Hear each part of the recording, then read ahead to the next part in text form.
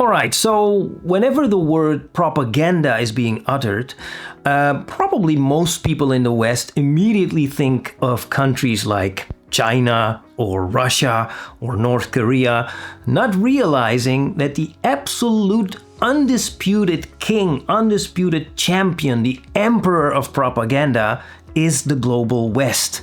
I mean, Western propaganda is so good that probably most people in the West don't even know that they're being propagandized. That's how good it is. I mean, it's so sophisticated, it's so widespread. I mean, it's absolutely incredible. So, you know how bad you must mess up for Western propaganda not being sufficient to defend you. I mean, you must really mess up. But that is actually exactly what's been going on with Israel. So Western politicians and Western mainstream media have been doing their absolute best to try to defend and justify everything that Israel's been doing over the years. So all the horrific atrocities that it's committed, and especially, of course, the terrible genocide that it's been committing against Palestinians in Gaza. But you know, Israel has been messing up so bad that despite all Western propaganda, all this sophisticated and widespread propaganda of the West, people are starting to see through it. And when I say people in this case, of course, I mean people in the West. People in the global South have seen this for years.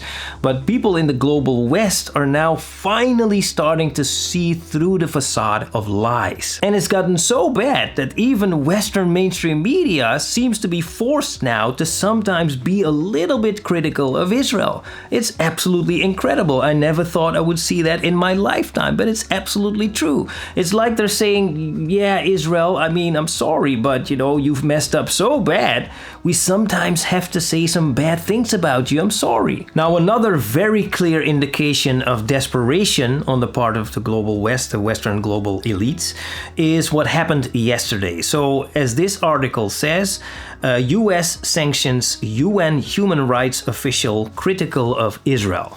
Now, this is about Secretary of State of the United States Marco Rubio, who has accused Francesca Albanese of political warfare. Come on. Now, Marco Rubio has put out a tweet on X saying, today I am imposing sanctions on UN Human Rights Council Special Rapporteur Francesca Albanese for her illegitimate and shameful efforts to prompt ICC, so the International Criminal Court, action against US and Israeli officials, companies and executives. Albanese's campaign of political and economic warfare against the United States and Israel will no longer be tolerated. We will always stand by our partners in their right to self-defense. Now, this, of course, is absolutely ridiculous. The exact same talking points as always, you know, self-defense, blah, blah, blah. I mean, we can all see what's been going on. Don't you know? I mean, for anyone who still doesn't believe, who still doesn't see that a genocide has actually been going on in Gaza, I would invite to go on X. Just go on X and search for something like Gaza genocide or something, and just scroll for a little bit.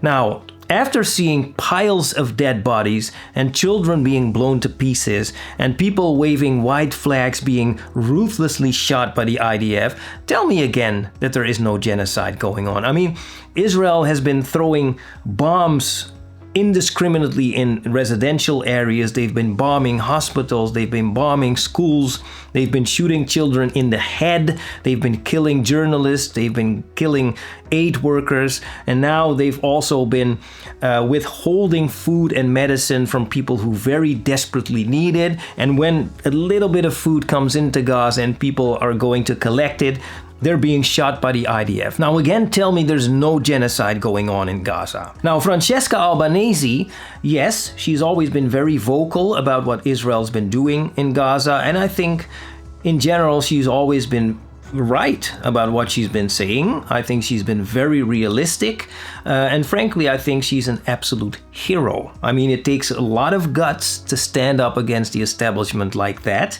and I think that all of us should be very grateful to Francesca Albanese, to this very brave woman, for representing us at the UN fighting for humanity. And as for Marco Rubio, as well as virtually the entire US government and certainly the Israeli government, they should all be very, very ashamed of themselves. Although I fear that they might not know what shame really means.